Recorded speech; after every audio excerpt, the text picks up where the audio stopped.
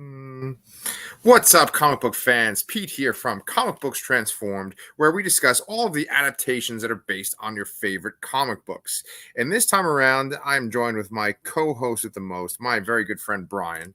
And we're going to talk about a show that is based on a comic book event called Secret Invasion. Talk about Secret Invasion episode 1. Now, Brian, you and I, we were like going to the comic book store and stuff when the comic came out, right?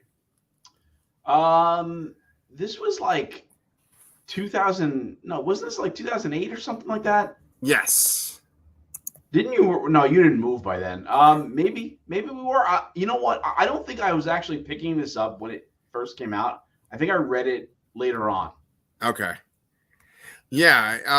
I thought because I remember going to the store and getting all the variant covers. Well, not they weren't variant covers, but essentially what Marvel did back in the day was they had like these iconic images from like famous comic book covers, but instead of the superheroes, it'd be like, Skrulls taking their place. Yeah, no, I remember that. God, when did it come out? It was June 2008. Okay, funny story. I got laid off in June 2008, so it's very possible I put my comic budget on hold at that time. Oh, okay. Wow, that's weird, right? 2008, and then like Iron Man came out in 2008. Yeah, yeah. Yeah. So yeah, I was on my way to Texas within a year, and then it would be many years before we'd start this channel. But now, many years later, 2023, we have this show starring Samuel L. Jackson as Nick Fury, and it is the ninth MCU show. Yeah, they're starting to get up there now, and I believe you said this is the first Phase 5 show. First Phase 5 show, yes, sir, yes, yeah. So right off the bat, I was going to ask you: do you feel like this show, just this first episode, does you feel like it's giving you more hope than what the last few shows have left you feeling? Yes. Okay. Me too. Yeah. Me too. I did get some. I got some heavy Falcon and Winter Soldier vibes from this. It is kind of very similar. It's just a good organization hunting down a secret evil organization in a sense, but the players are a little different this time. Yeah. And I mean, when I think about like the MCU shows that kind of took the wind out of my sails, or maybe not really want to watch these shows anymore, I think about like Moon Knight. I think about She-Hulk, and unfortunately, I do kind of think about Ms. Marvel a little bit too. But definitely Moon Knight and She-Hulk more so than Ms. Marvel. And then this feels, like you said, like Falcon and Winter Soldier, like a much more serious show. Yes. Yeah. So did you know anything about like the behind the scenes stuff before I shared the notes? I did not. I mean, I was familiar with. Well, I was blown away that Gravik, who played Kareem in the second season of the OA, which I just did not recognize. I absolutely love that show, and that was like the beginning of my beginning to hate Netflix for canceling everything. Oh, okay. Because I was really invested in the OA. And the second season cliffhanger was like insane. Yeah. And I was so pissed that they canceled it. So is that show with like the blonde woman who they put her head in like a tank of water? Is that? Yeah, it's got the first season. Well, it has Britt Marling is one of the creators, and she created along with this guy Zal Batmangley or something like that. I always remember his name sort of because the word Batman is in his last name. Oh, nice. Okay. But yeah, it's just really like it almost feels like a comic book thing because it's a really like weird out there concept, I suppose. Yeah. And it also has Jason Isaacs. This is where I first realized like how awesome Jason Isaacs was. Oh yeah. I mean, I had seen him before, but I'm like, holy shit, he's so good at this show. Yeah. And yeah, it was a while between season 1 and season 2. Season 2 was a lot different than the first season, but and the first season is like there are some weird things I think in that show, but for some reason it really grabbed me, and I was really like that was the beginning of my disappointment in Netflix and not to trust Netflix with shows. Yes. Essentially, for the most part. Your show, and see, this is what I was kind of worried about too, because I was thinking that we might go off on tangents because even though I don't think that Secret Invasion was bad, I don't think that it was like super intriguing or like it didn't get me excited. And so I was kind of worried that we might go off on a few different tangents. I want to ask you a real fun tangent though, real quick. Um, that show Dark, did that go all the way to the end or did they cut that off early too? Yes, that actually did finish. Yes. Okay. Okay. I do feel the last season did have like a slightly rushed vibe to it, or I don't know. But I started watching the creators of that show's follow up. I think was it 1889? It was a Yeah. year. I don't Yeah, it's remember. a year. And I got like 2 episodes into it, and then I heard that they weren't renewing it. And I'm like, and I never finished it because I didn't want to be that unsatisfied again. Yeah, yeah. I know, and then this is like yet another tangent. There's a show called The Griffin, and that made me think of your show Dark and all these kind of shows you keep mentioning. And it's like they said it was like a combination of like the Dark Tower books and Stranger Things. I was like, whoa! And it was another foreign show like Dark too. Okay, and that's on Amazon though, right? Oh, Amazon Prime. That's right. That's right. That's Yeah, right. that's okay. I mean, they cancel shows too. I mean, they cancel Paper Girls. But you know, it's funny, right? Because we always talk about streaming services, you and me. We talk about shows on Amazon Prime, we talk about shows on Netflix, and we talk about shows on here on Disney Plus. And I feel like the Disney Plus shows are just sort of like a lot of them are mediocre. And I feel like this, for the most part, was kind of mediocre. It's like it's good. There's nothing I'm really going to complain about except for one thing. And you know what that one thing is, right? I don't know. Okay. So the big controversy on Twitter and stuff, we always Oh, bring yes, Twitter, yes, yes. Okay, yes, I do. was that they used the AI company, like a company that uses AI or whatever, a fucking website. They used like an AI to make the opening credits. And you know, everyone's really pissed off at that, especially because there is a strike going on, and one of the conditions of the strike is that like AI doesn't replace artists. And so I kind of wanted to get your opinion on that. Like, what do you think about them using that for the credits? Yeah, I mean, honestly, obviously, like we're both big comic book fans, and comic books are very reliant on artists, Yeah. and it's to me, it's like a no-brainer. No to AI art. Yeah, will I admit that the images look cool sometimes? Yes. Yeah. Um, I didn't take part in that trend where everyone was doing whatever that was. They were doing AI pictures like themselves or whatever. I didn't do any of that because I had seen so many comic creators that I follow, which is a good portion of what I follow on Twitter. Right. Right. Me too. Speak out against it. I'm like, I can't do this. Like, this is no way. Yeah. So, yeah. So it's a little bit of a weird thing. Like, I like even looking at the background you have on here, like it's a cool kind of image. It really does look interesting, and it's but it's kind of like an ethical question. These things are trained by other images, and how are these images that it's trained by obtained?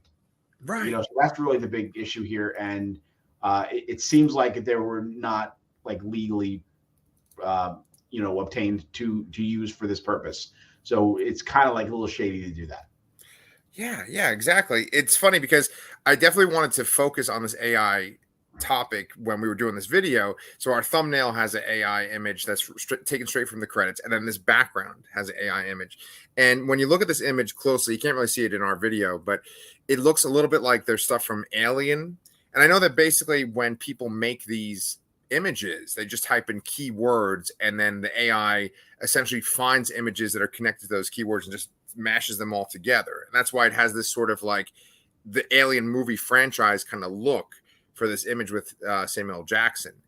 And I feel like that's like so problematic because it's nothing really original. And it's really worrisome that Disney, who like owns so many of the major franchises, makes billions of dollars per movie, would use AI to generate a credit. Like they should be like the flagship. They should have artists. They can definitely spare the money to have artists make an opening credit sequence. Yeah, and my question to you is, do you think they will cave and change it before the show finishes airing? Oh, such a good question. I actually have thought about that many times. I think they won't. The one thing that happened was I watched a review by Movie Bob, who I'm a big fan of, and he was saying that he felt like the idea of using the AI was kind of going along with the theme of the show, of like sort of taking on the image of something or stealing something's image, and that's why they used AI for the credits. He just felt like it was just very poorly timed, considering there's like a strike and it's this big talking piece right now. Yeah. So I think that they maybe did have good intentions, but I don't think they're going to use AI moving forward for opening credits. That's for sure. Yeah. Yeah. Yeah. Okay. You know, like I don't even remember. Does Loki have opening credits, or does it's just like the logo Loki and then the letters change, right? Yeah, it's very, very short, if I'm not mistaken. Yeah, because that's the next thing, right? Is Loki? The next show? Yeah. It's got to be. Okay. Unless they. Oh, wait. Yeah. Loki. Oh no, did they bump it back again? I think Loki was supposed to be the end of the summer. I think it got pushed. Okay. Well, here's another one of my tangents too, man. Is like I know they've pushed so many things back, and you know it's been a while since we talked MCU on this channel. Do you think they're gonna literally change their overarching storyline, like with Kang and stuff, because of you know, Jonathan Majors in the trial? Yeah. Man, that's a great question. I wouldn't put it past them. I mean, they've clearly done it in the past.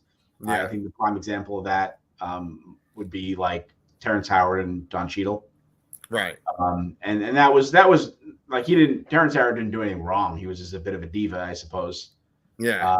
And you know, but that Kang was a major focus of the movies, and they said that they had already changed the trajectory of the whole MCU based on seeing his performance in Loki. Oh, wow! It's like they were going one way, saw this, double down on it, and now to double back on it. I don't know. I don't know how that's going to work. I know that they're spacing everything out more. They're pushing more things back.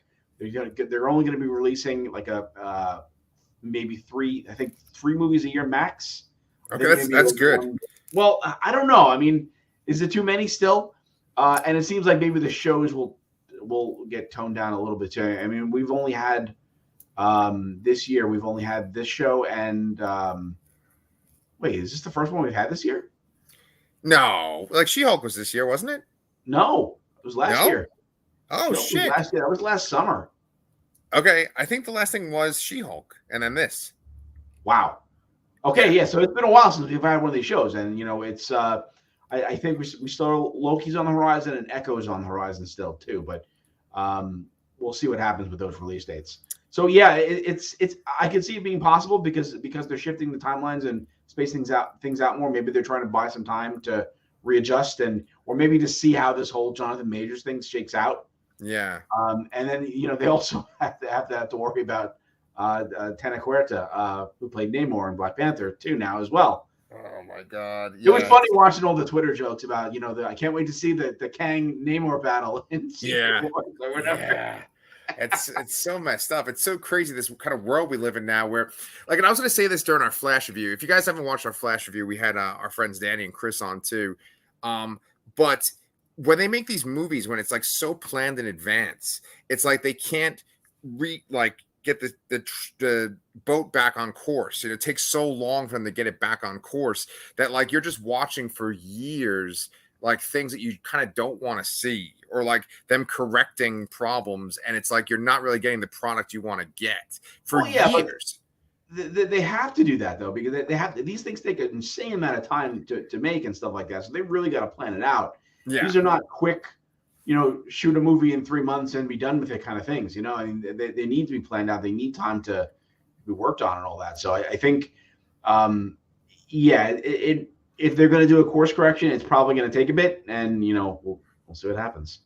And that's the most ironic thing of all, isn't it? Because like video games, TV shows, and then also movies take like years to make, right? Video games the most, right? They take like years and years to make. But then comics themselves, which are the inspiration for all of these products, like they could put a comic together within like 2 months, or not even, Well, that's hard to say because you look at some books. Like I was actually in my local comic shop the other day. Someone was asking about like, what's up with Saga? Like, why does it take breaks or whatever? And it's like, because the artist needs to catch up. like they can't produce that many pages that quickly. And so they put out an arc. They take a couple months off, and then they come back and they consistently put out another arc. So I think, it depends on the artists involved. Some books that produce more frequently published books. Sometimes that artist will only be working on that book completely. That's the only thing they're doing, or they'll trade off artists. So like one week you get this artist, and the next time you get somebody else, just so there's buffer time. I mean, writing a book, I'm sure you could, crunch a little bit more maybe to complete a script if you had to. I don't think it's a great idea. I think you should, go through your process, take your time. But I think art takes a lot longer than you think, really. You got to do lines, and you got to do ink, and then you got to do color, and all together. And yeah, that's a good point. I didn't even think about that, but it's a lot shorter than like a movie. It's easy for them to fix something. Yeah. Holy shit! I think this might have been the longest we've gone. Without talking about the actual show we're reviewing, right? We did a little bit. We talked about the AI intro. Yes. So, did you like the AI intro though? Just regardless of the subject. I did think it looked cool, but at the back of my head, I'm thinking like, this is AI. This is bad. They shouldn't have done this. After you mentioned that movie Bob comment, I can kind of see it. I can see why it maybe explains it a little better. Still think it was a bad choice. Yeah, and so like one thing you'll see throughout my notes is that I reference a lot of like sort of alien invasion shows from like the 80s and 90s. Like I've referenced V, and I referenced the War of the Worlds. There was like a War of the Worlds live action show with Adrian Paul. And then, there's of course the Invasion of the Body Snatchers movies. Like there's definitely a certain feel of like a sort of like a Cold War kind of feel where you can't trust the people you're talking to because they might be an alien operative. And I really like that feeling. And I feel like the credits, even though they're made by AI, the way that they work with the music, it really gives that kind of feeling. It really reminded me of Invasion of the Body Snatchers, the credits. Yeah, I actually really like the music behind the theme as well. It was very ominous and dark. It felt a little different than what we've gotten in the last few shows. Right. Yeah, ominous and dark. That's the exact feeling that those credits gave me. And I was like, I want this for the show. I want the show to have that. And it's, you have these SHIELD characters. I've never really been interested in them. Like there's this really great sequence with Maria Hill in the beginning of the Avengers. And then I think that Nick Fury's really good in the first Avengers movie. And I think he's good in Captain Marvel. But for the most part, I don't think that Nick Fury is as exciting as Samuel L. Jackson can be. Like, how do you feel about Nick Fury in the movies? You know what? You bring up a good point. Like if this was original Nick Fury, white Nick Fury that David Hasselhoff played in that crappy movie. Yes.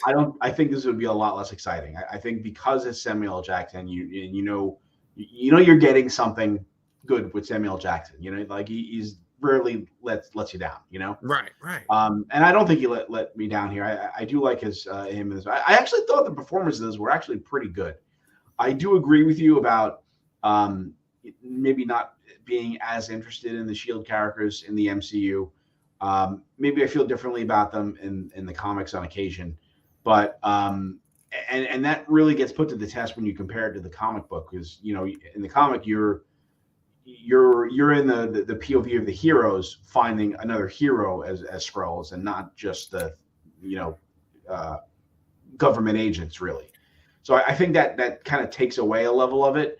Yeah. But at the same time, I really liked the emotional depth they added to this with Talos and his wife passing, and then Gaia. I always wanted to say G at first because I saw hard G. I don't know. Yeah. I like that the strained relationship they have, and the fact that she's on kind of the opposing side there. And I thought Ben Mendelsohn was really good in this episode. He's always good in everything. He's always good. And I said this in the notes too, that like their relationship, what you were just talking about, that was my favorite part of the show, of like this father who is essentially working for the man. He's working for the humans. He's, against his own people essentially. And then she's working for the Skrulls, the revolutionaries. And I just love that dynamic. And, she seems like she's all about the cause, but then she kind of comes back to her dad's side after she finds out that her mom died. That's the best part of the show. And Yeah, then everything. well, I mean, did she though? Yeah. That end sequence is pretty fucked up. And then on the same level too, I also like the parallels they have between Nick Fury and Maria Hill in that scene in the bar with the when they're playing chess. She was kind of expressing, like I've been, with you through all this, and you kind of disappeared, and you kind of left me here. Yeah. Like you here for Talos, or you here for me because I'm the one that called you here. Yeah. And that was the moment I'm like, oh shit, she's dead. Okay, all right. Well, let's jump to that. We're gonna still cover stuff before it, but the very last shot is Maria Hill dying on the street after being shot by the main Skrull, right? Your OA Skrull. Do you think she's dead? Yes. Okay. Why? Yeah, I know you disagree with me, but I think I don't necessarily think it's the last we've seen of Colby Smulders. Okay. I think that she may come back. Someone may appear as a Skrull, as a version of her in the future. But I think Maria Hill is actually dead. Okay. Wow. I don't think she's dead, but then I mean she might be. But if she does come back, it would be kind of annoying to me. Like if it was like, oh, she's not dead, or it's a life model decoy or some kind of bullshit, that would bother me because there's already been so many MCU characters that you think are dead and they come back. And I think Nick Fury is probably one of the biggest examples of that. Yes. Well, yeah. I mean, he's yeah. You think of life model decoy in Marvel Comics, you think of Nick Fury. Yeah. And then also if you look back to, although it's not canon anymore, Agents of Shield, that was a whole thing with Coulson as well. Yeah. You thought he was dead, right? Then he's back. Yeah, right. Did you think that is kind of like fridging right there, or no? I don't know. I think fridging is a very specific instance, and I think this is just death as motivation sort of thing. Well, it's not even motivation really. I think Nick was already invested in this instance anyway. I don't think it's going to. I mean, it's going to hurt, of course, but it doesn't.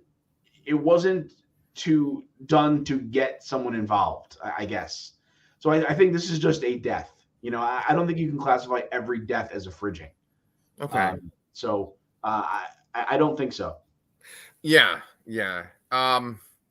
I guess like my knee-jerk reaction is like, oh, they killed a female character, fridging, but I think you're right that it's the stakes are already there. It's not like this, like it's not like she just existed just to die. She's been around. She's been in like multiple movies. I think she was in like Spider-Man: Far From Home. She was in like the first Avengers. I mean, she was in a few different movies. Yeah, showed up a lot. Yeah. Yeah, I think she was probably in Civil War, and then she was in probably Winter Soldier. But I feel like the Maria Hill in the MCU is just not like as interesting as the Marvel Maria Hill. I actually like the Marvel Maria Hill quite a bit. Oh yeah, but she's very different. She's more like I don't want to say by the book. She's more like aggressive and commanding in the comics, I think. Oh, she's got total attitude. Yeah, she's got major attitude, and she ran Shield for a very long time as well. Yeah, in the comics. I think Bendis created her. Yeah, I think Bendis created her, right?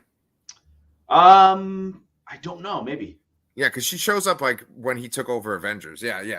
So anyway, so she's dead, okay? And there's this big sequence in the end where the Skrulls are attacking this Unity Festival and they're just blowing things up. And the whole idea with this show, Movie Bob was suggesting that the reason why the show hasn't gotten as much promotion or there hasn't been as much buzz about it is because the conflict they're trying to start is a war between the United States and Russia. And he was thinking that like when the show went into production, when they were like starting to make this show and things got pushed back and stuff, that the war in Ukraine really it hadn't begun yet, so this wasn't really a major issue yet. Yeah, that definitely that definitely got sidetracked there with the the pushbacks there. Yeah, it's funny, right? Because like the name of the terrorist group or whatever that's in that the Skrulls have like helped Forge or whatever, they have like some really on the nose name. They're like Americans Against Russians or something, right? Like, isn't it something really obvious and stupid like that? I didn't even pick up on it, honestly. I was stuck on whatever they're calling their home base, New Scroll Office or something. It's New Scroll and then some letters added on the end, and I'm like, really? I think isn't it like New Scrollus? Because isn't like their planet called Scrollus? Is it? Sounds like scrotum. Like it's like SKRULLOS. Is that the name of their planet? Really? Yeah, I'm pretty sure that always happens in comics where it's like, their name of the planet is the same name as their race. Yeah, I guess. It's like Star Trek. Yeah, like I guess. I gotta look this up in the background. Okay. There's a lot of research on the fly today, but yes. but like, okay, let's talk about. I want to mention this one thing before we, because so I'm saying not really interested in the Shield people, right? And so to me, it's like you have Samuel L. Jackson, who I said in the notes that he's never won an Oscar, but he really should have been nominated for quite a few roles. And he ended up getting his fucking Lifetime Achievement Award right during that one Oscar ceremony where they like gutted it and they just took out all these different awards. They wouldn't televise them. And that's when he got his Lifetime Achievement. I'm like, really? For Samuel L. Jackson? So he should have been nominated, should have won an Oscar a few times. Then you have Olivia Colman as like a supporting character in this, working for MI6. And Olivia Colman's ridiculous because it's like pretty much every Emmy ceremony and every Oscar ceremony she's nominated for something. She's won an Emmy and she's won an Oscar and she's won other awards too. But she's fucking phenomenal. And it's funny because I only know her from Hot Fuzz. Oh shit, that's awesome. Okay, yeah. Well, that's so. I mean, the Brits, they really do reuse the people over and over again, And she's in this one show called Fleabag, which was on like BBC like years and years ago, and it was made by the guy who made Succession. And I'm watching it right now, and she's one of the main characters, and it's pretty great. But go ahead. Before you go to the next point, you are correct. They are originally from Scrollos, so now like an idiot. So oh well. No. Oh well, you know what? If we're gonna do those, what do they call it when like news channels they like kind of correct facts and stuff? Or they're like, oh, we were wrong about this. Fact checking or something like that. I don't know. Okay, I'm gonna do some fact checking for our Flash video.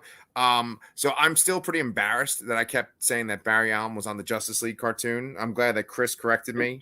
I want to point out though, I didn't correct one of the things that Chris said though, which is that Barry Allen was the Golden Age Flash. Barry Allen is the Silver Age Flash. Yes. And then the Golden Age Flash is Jay Garrick. Thank you, sir. Yeah, and then I think there was one other fucking Flash thing that we didn't mention. Oh, did we mention that the day that he got struck by lightning was September 29th? I don't think so. Because that's my birthday. Oh my God! How did I not pick up on that? Yeah. Yeah, it was weird. I was watching. I'm like, oh, okay. And they're like, what's the date? September 29th. I was like, what? Okay. We need to go stand in a rain and a thunderstorm, buy some chemicals. Yes, there you go. And I'll get fatter. So anyway, so all right, come on. Tell me what you liked about the show, what you didn't like about the show. I think I already went over everything I liked. I like the tone of the show. I'm a little. I was expecting to not like it as much because, I'm expecting there to be superheroes revealed as Skrulls, which I don't think is going to happen. We do see Don Cheadle there. Maybe he could be a Skrull. I don't know. I'm going to say not, though. I don't know. I did like it.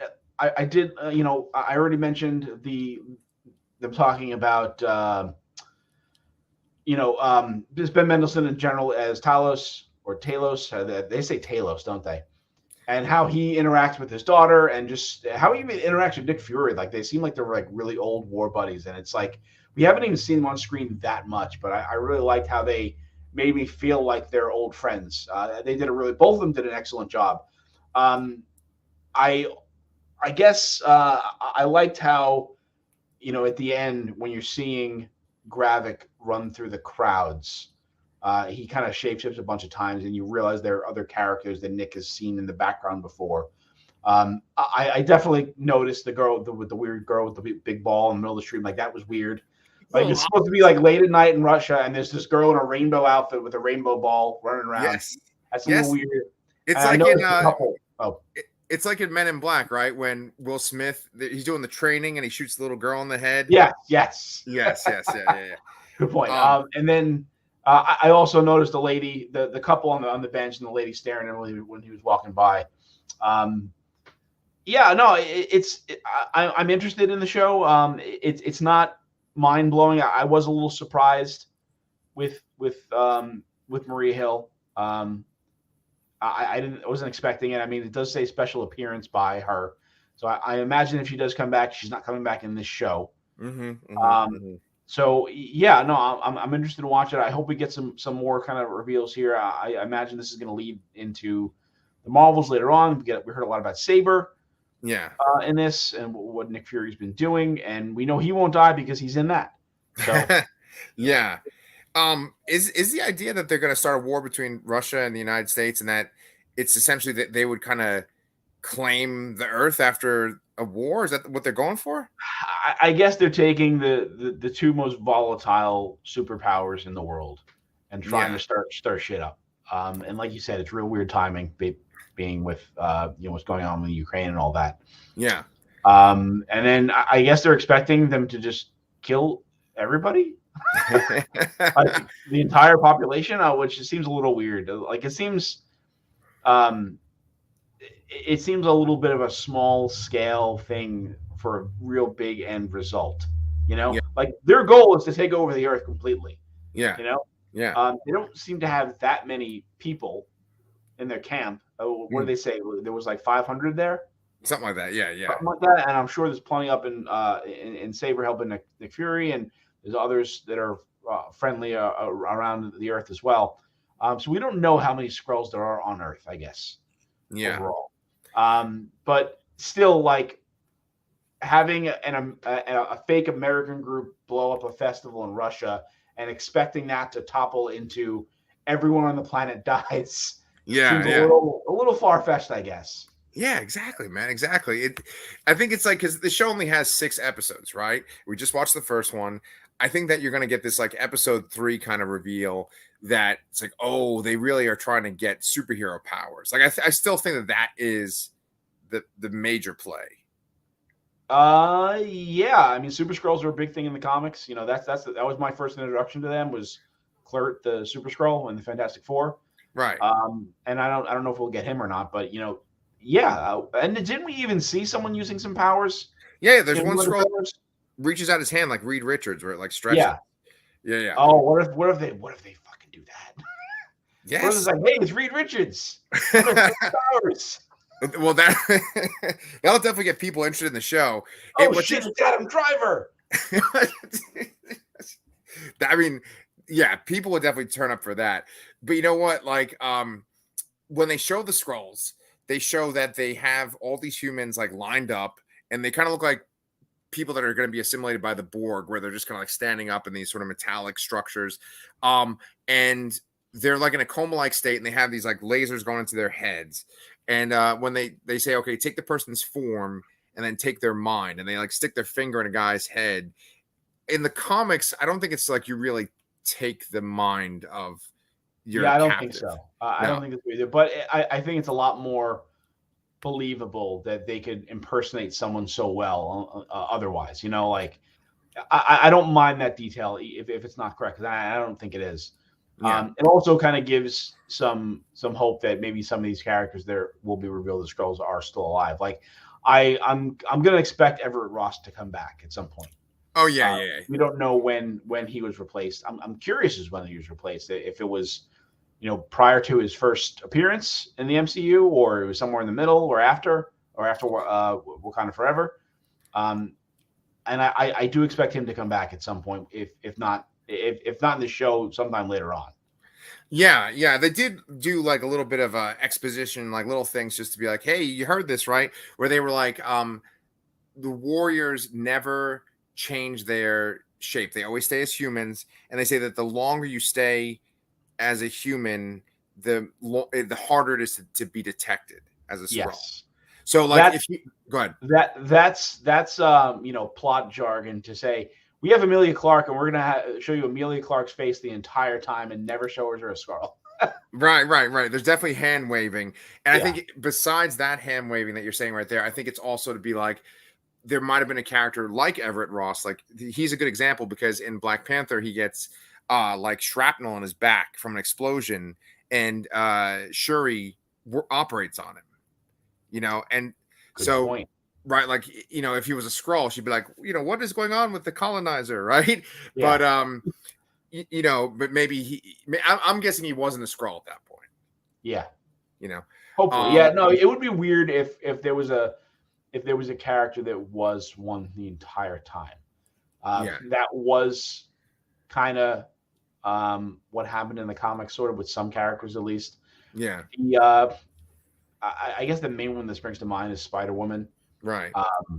Essentially, the entire no, it wasn't the entire run of her in New Avengers that she was a Skrull, right? I think it was. Even like the first arc or so, she was a Skrull the entire time. I think so. I think the entire time in New Avengers, she's a Skrull. I gotta look that up, I guess. Too. Yeah. Shit. Okay. Maybe he was. Maybe he was. Maybe he wasn't. I don't know. But I'm expecting somebody else has to be revealed as a Skrull as well. And I think it would. I don't know who yet. But do you think that because here's the thing, like Everett Ross, right? What's the fucking actor's name? Martin Freeman, right? Martin Freeman, he's real close to Julia Louis-Dreyfus, the Countess or whatever the fuck her long name is. He's really close to her in Black Panther in the second one. Yeah. Do you think that like her and Thunderbolt Ross, who's played by Harrison Ford, do you think that like they're gonna come on strong because of this? Like essentially, like in the comics, what happens is Secret Invasion ends. Spoilers for the comics, and you know this, Brian. But like, Norman Osborn shoots the Skrull Queen in the head, and then they're like, "Oh, he's truly a hero. He should become the head of everything." Right? Like, do you think that like this is going to lead directly into Thunderbolts? It should, but it won't because It won't? they haven't introduced the characters. They haven't introduced Harrison Ford as Thunderbolt. Yes, yet. Okay. He would need to be in the show in order to do that, I think. Okay. And it seems that Nick Fury's still in charge of something in time for the Marvels. Yeah. So I'm going to guess. I mean, does Shield even exist anymore? It doesn't. It doesn't. No. So yeah, you're right because this essentially led into Dark Reign. Yeah. I think that would be cool if they did that somehow, but I don't think there's any character in here that could pull that off, and save the day and then become in charge somehow and have like a dark figure over there. I don't. It doesn't make sense for the Countess to do that. Julia Louis-Dreyfus doesn't seem right.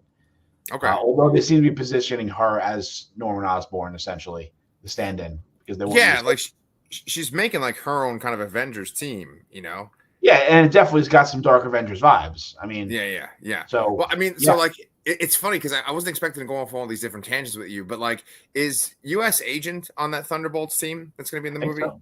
I think so. Okay. Yeah. Oh, no, wait, he's not, is he? Right, because it's like Bucky, right, and then like the Red Guardian and Black Widow, who is her sister, and Ghost. I think. Yes, are he on is. the team. He is. He was in the original Image. Yes. Okay, there you go. Okay, yeah. So I could see like them being like, "Hey, we need our own Avengers, our own government-sanctioned Avengers to deal with this kind of threat, like this Skrull threat." I don't know. We'll see, but I don't know. We only have 5 more episodes to go of the show, so it sounds like we both thought it wasn't bad, but it wasn't like super exciting or intriguing. Yeah. Okay. All right. So here's to, it just getting sort of more interesting as we go on. Brian and I will come back next week to cover episode 2 of Secret Invasion. No, I will not be here next week. Okay. We're going to skip a week and do 2 and 3 2 weeks from now. There you go. Appreciate it. Okay, good. Yeah. So if you guys like the show, let us know. If you guys haven't subscribed to Comic Books Transform, please do. And I guess me and Brian will see you guys in 2 weeks.